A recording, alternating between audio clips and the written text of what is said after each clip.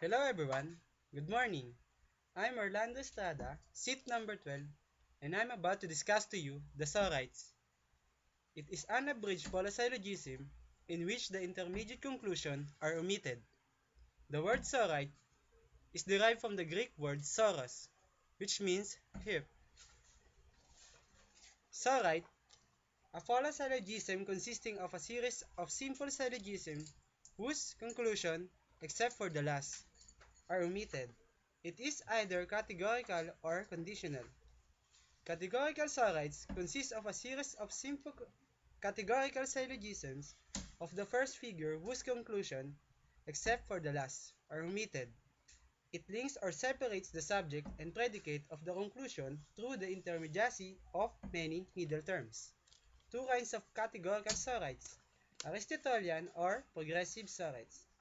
The predicate of each premise is the subject of the following premise, and the subject of the first premise is the subject of the conclusion. Example: all is A is B, all B is C, all C is D, all D is E. Therefore, all A is E. All philosophers are wide readers. All wide readers are intelligent. All intelligent people are creative. All creative people are producers of great ideas.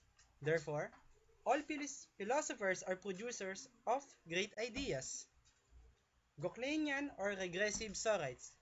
The same premise occur but their order is reversed. Example: all A is B, all C is A, and all D is B, C.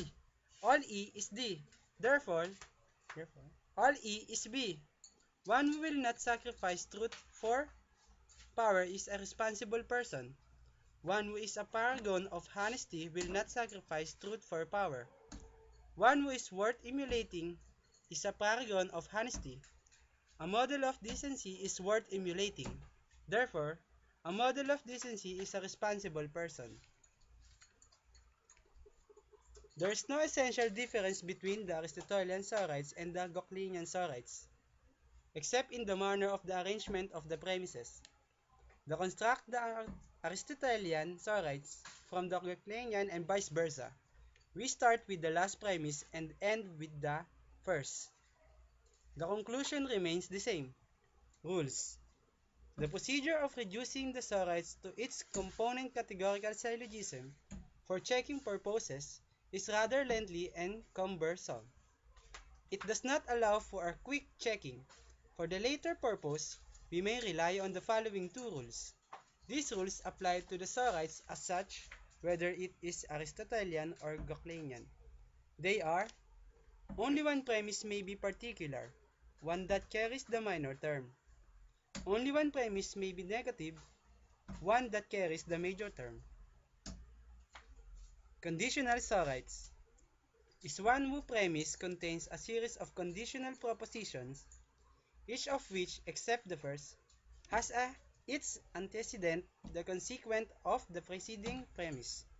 Sometimes all the premises, including the last, are conditional propositions, and then the conclusion must be conditional proposition.